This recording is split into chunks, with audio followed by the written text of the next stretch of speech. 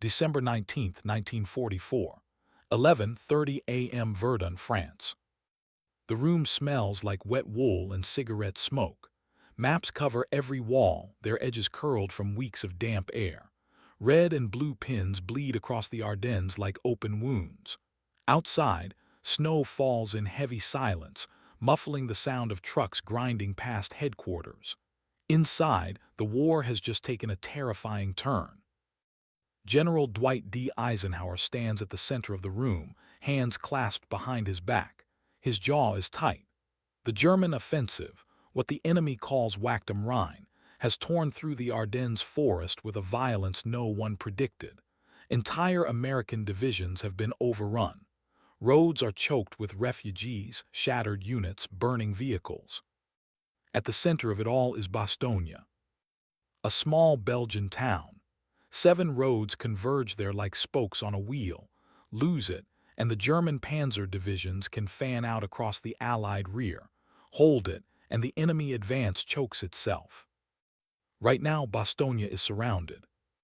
The 101st Airborne is inside the town, cut off, freezing, low on ammunition, low on food. German artillery is already zeroing in. And every man in this room knows the truth, even if no one says it out loud.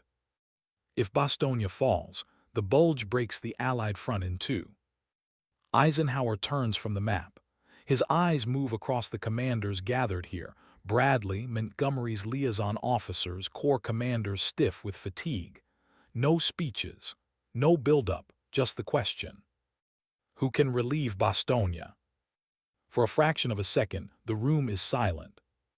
You can almost hear the wind outside, pushing snow against the windows. Relieving Bastogne isn't just difficult, it's nearly impossible. The roads are frozen. Visibility is near zero. German armor dominates the approaches. Any army attempting to reach the town would have to pivot, redeploy, and attack through terrain the enemy chose deliberately. Most commanders are still thinking in days, maybe weeks. Then a voice cuts through the silence. Third Army can do it. Heads turn. General George S. Patton stands at the edge of the room, helmet under his arm, ivory-handled pistols absent but somehow still felt. His face is sharp, almost impatient, as if the question itself has been a waste of time. Eisenhower looks directly at him. When, he asks. Patton doesn't hesitate. Within 72 hours. The words hang in the air like a challenge. Some officers glance at each other. Others stare at Patton outright. 72 hours. Third Army is driving east, away from Bastogne, engaged in active operations.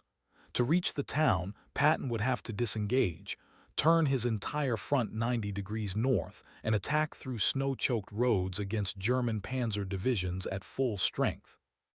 No one has ever done that at this scale, not this fast, not in winter. Eisenhower narrows his eyes. You mean you can attack in 72 hours? Patton nods once. Yes, sir. There is no smile, no theatrics, just certainty. What Eisenhower does know, what almost no one in the room knows, is that Patton isn't improvising. He's executing. Days earlier, before the German attack was even confirmed, Patton had ordered his staff to draft contingency plans. Not 1, 3. 1 if the Germans attacked north, 1 if they attacked center, 1 if they attacked south. He had named them quietly, casually. Plan 1, Plan 2, Plan 3. The pivot to Bastogne is Plan 3. While other commands are still scrambling for information, Patton already knows which columns move first, which divisions turn, which roads carry armor, which routes are reserved for fuel trucks and ambulances. He knows how many hours each unit needs to disengage. He knows where bottlenecks will form. He knows where men will freeze to death if they stop moving. This isn't bravado. It's preparation bordering on obsession. Eisenhower studies Patton for a long moment. Around them, the maps don't change. Bastogne is still encircled. Snow still falls. German artillery still pounds the perimeter. Finally, Eisenhower speaks. "George," he says slowly, "I want you to do it." Patton nods again.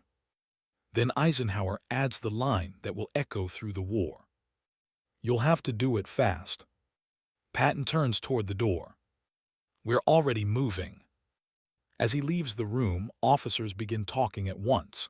Some shake their heads, others mutter disbelief. A 72-hour turnaround for an entire army isn't aggressive, it's insane. Outside, Patton steps into the cold. His breath fogs the air.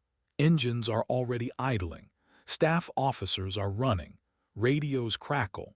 Orders are being relayed down chains of command that stretch for miles. Within minutes, Third Army begins to turn. Columns halt, then reverse. Tanks swing their long barrels north. Drivers fight frozen gearboxes. Infantrymen stomp their feet to keep blood flowing. Trucks slide on ice, collide, are pushed aside so others can pass. The clock has started.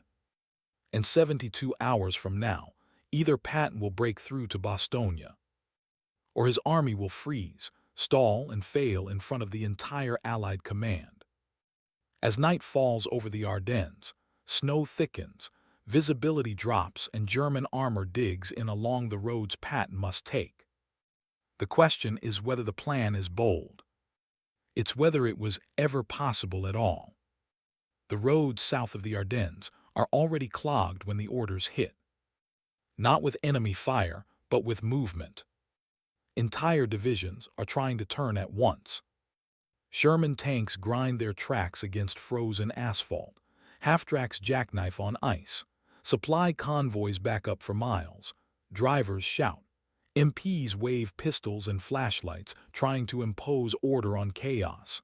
Headlights are blacked out, reduced to thin slits of light that barely cut through the snowfall.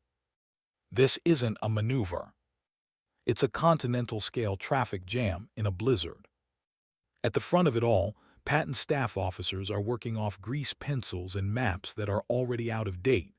Routes planned for peacetime marches are now lifelines. Every wrong turn costs minutes.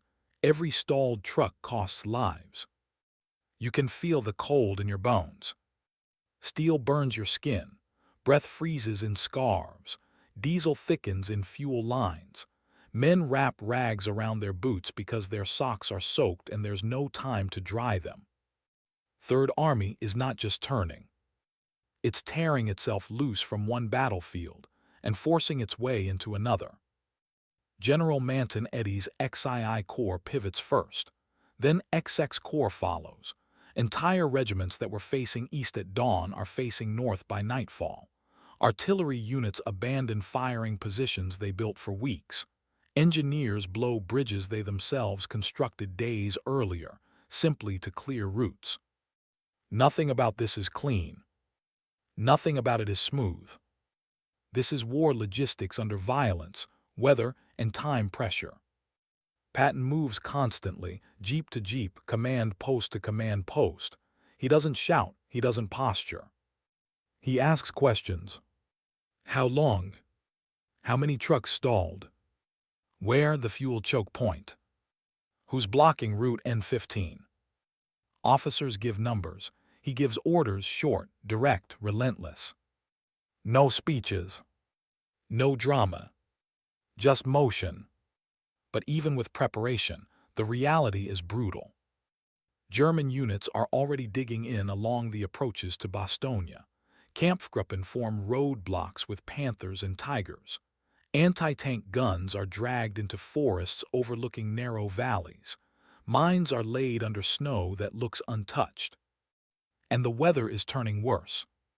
Fog thickens, snowstorms roll in waves, air support is grounded, no fighter cover, no bombers, no reconnaissance.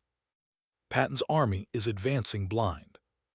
Infantrymen march through knee-deep snow, rifles iced over, fingers numb. Tanks burn fuel at catastrophic rates just to keep engines warm. Trucks stall, are abandoned, pushed into ditches to clear the road for the next vehicle. The columns keep moving anyway. Because stopping means freezing. Because freezing means death. Inside Bastogne, The 101st Airborne is already under siege. German loudspeakers broadcast surrender demands through the fog. Artillery shells collapse buildings. Medics work in basements lit by candles and vehicle headlights. Wounded men lie on doors used as stretchers. Morphine is rationed. Bandages are reused. And every few hours, the same question moves through the lines. Where Patton? They don't know if help is coming. They don't know if relief is even possible. All they know is that they're surrounded, and the Germans are tightening the ring. Back on the roads, Third Army meets its first real resistance. German infantry probe the columns, mortars fall, snipers fire from tree lines. Small unit ambushes force delays, every skirmish costs time. Every delay threatens the schedule. 72 hours isn't a target. It's a deadline. Patton knows the clock is unforgiving. So does Eisenhower. So does every staff officer watching the situation map fill with red symbols. And now another truth becomes clear. Even if Third Army reaches Bastogne, breaking through won't be enough. They'll have to fight their way in. Through German armor. Through entrenched positions. Through winter terrain, designed by nature itself to kill attackers. The roads narrow. The forests thicken. The valleys close in. This isn't a race anymore. It's a collision course. And somewhere ahead, in the snow and fog, German tank commanders are positioning their guns, waiting for the sound of American engines. Because they know what Patton is trying to do. And they intend to stop him. As night falls on the second day, Third Army's lead elements approach the outer German screen. Contact is imminent. The pivot is complete. The advance is about to begin. And the first real test of Patton's impossible promise is seconds away from becoming violent reality. December 22, 1944, just before dawn. The snow has stopped falling, but the cold has sharpened. It bites harder now, without mercy, without movement. Trees stand frozen in place, their branches stiff with ice, the forest silent in a way that feels unnatural. Then the silence breaks. The low growl of engines rolls through the valley.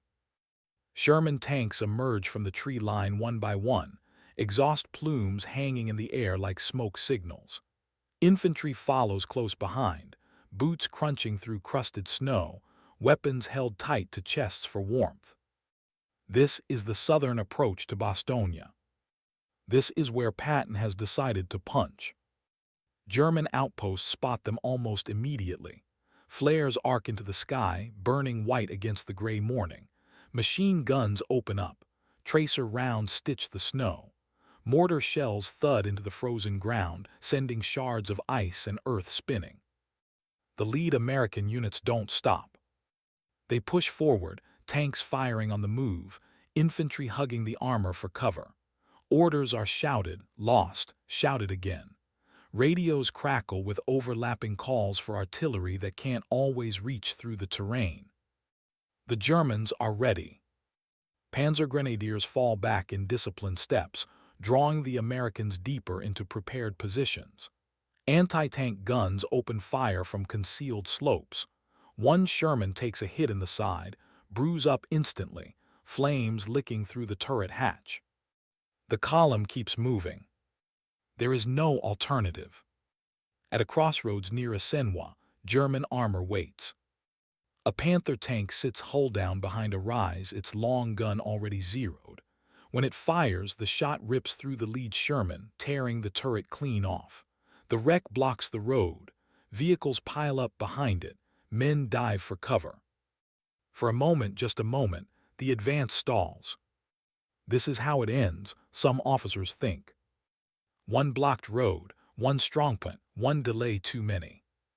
Then American artillery speaks. Field guns, dragged forward through impossible conditions, open fire with brutal precision. Shells slam into the German positions, collapsing trenches, flipping vehicles, blasting trees apart like matchsticks. Engineers run forward under fire, clearing the wreck, pushing it aside with bulldozers and raw desperation. Infantry flanks through the woods, moving from tree to tree, grenades exploding in white flashes. The Panther fires again, then stops. A Sherman round finds its mark, punching through the side armor. The German tank burns. The road is open. The push resumes. Inside Bastogne, the German ultimatum has just been delivered. A white flag, a demand for surrender. Brigadier General Anthony McAuliffe reads it once, then looks up. "Nuts," he says. The word spreads through the perimeter like electricity. Not just defiance, hope. Because now, faint but unmistakable, another sound is reaching the town. Distant gunfire. American gunfire. Back on the southern approach, Patton's spearhead is driving harder now. Resistance stiffens, but the tempo doesn't slow. Every unit understands the mission. Break through, keep moving, do not stop. Casualties mount. Medics work in the open, hands shaking as they cut away frozen uniforms. Wounded men are loaded onto trucks that turn around immediately, heading back through the same roads still choked with traffic.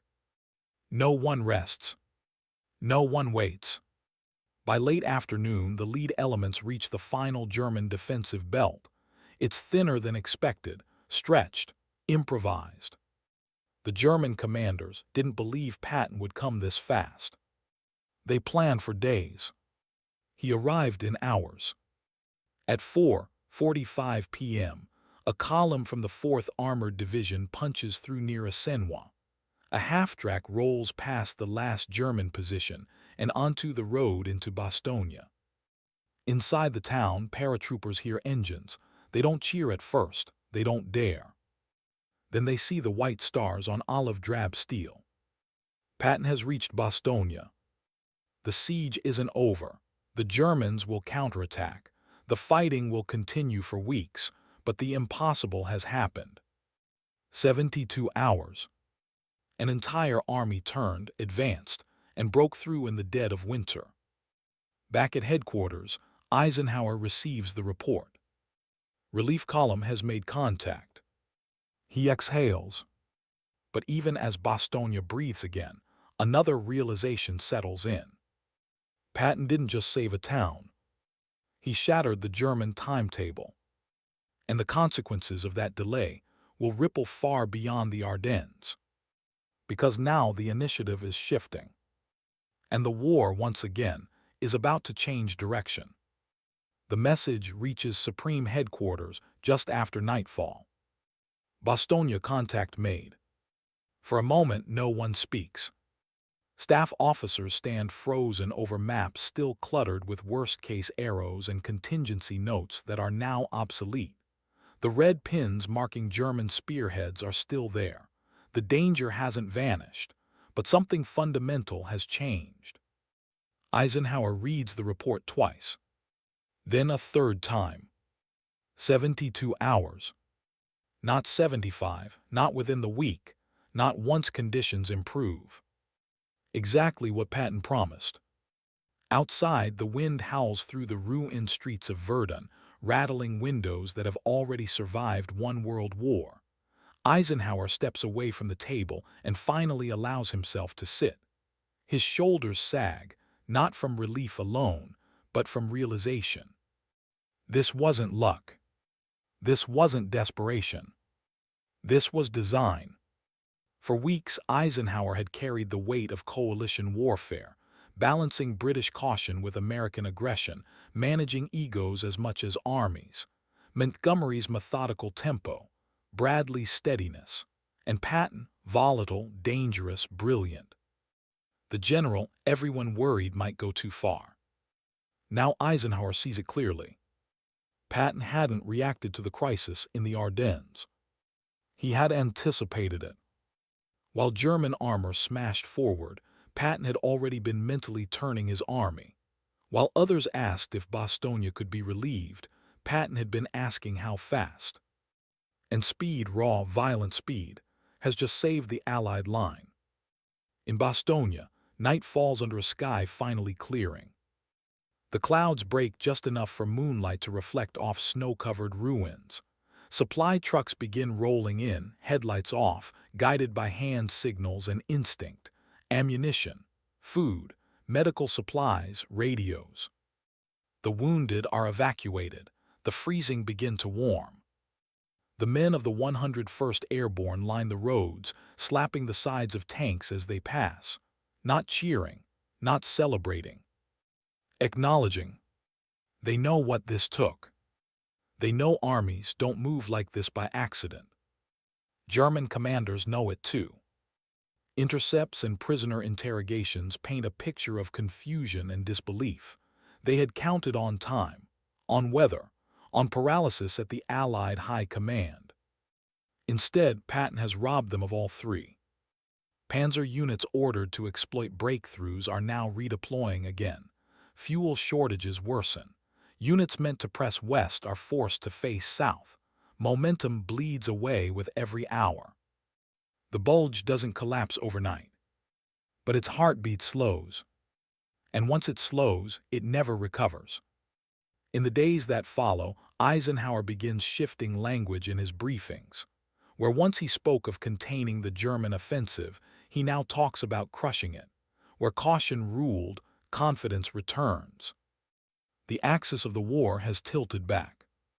Quietly, Eisenhower begins trusting Patton with more freedom, more room, more responsibility, not because Patton is safe, but because he is decisive. And in modern war, decisiveness can outweigh perfection.